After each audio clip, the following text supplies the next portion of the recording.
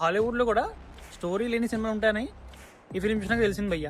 Crime 101 starting with మన Chris, రుఫులో and Monika, అదే మన థార్ అండ్ ఇంకా హల్క్ మామ, వీళ్ళిద్దరు కలిసి యాక్ట్ చేసిన ఫిలిమే క్రైమ్ 101. లాస్ ఏంజల్స్లో 101 అనే ప్లేస్లో ఒక క్రైమ్ జరుగుతూ ఉంటాయి. ఆ క్రైమ్ చేసేది మన థారే అండ్ పట్టుకునేది ఏమో హల్క్ మామ. ఇదే స్టోరీ. కానీ ఆ క్రైమ్ ఎందుకు చేస్తున్నాడు, అసలు దాని పర్పస్ ఏంటి అనేది ఏమిలే. పోనీ ఆ ఇన్వెస్టిగేషన్ ఏమైనా ఇంట్రెస్టింగ్గా ఉందంటే అది కూడా సినిమాలో ఏమైనా బాగుంది అంటే కొన్ని డ్రోన్ షాట్స్ ఉన్నాయి భయ్య. ఫస్ట్ షాట్ రివర్స్ సీన్ ఉంటుంది, అదైతే బుర్రపాడైంది. సినిమా కూడా అలాగే ఉంటుంది అనుకున్నా, కానీ అసలు ఏం లేదు.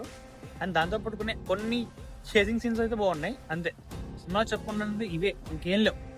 అంటే నాకు అర్థం కాలేదు, ఇద్దరు లెజెండరీ యాక్టర్స్ ఇలాంటి స్టోరీ అసలు ఎలా యాక్సెప్ట్ చేశారని అయితే నా డౌట్.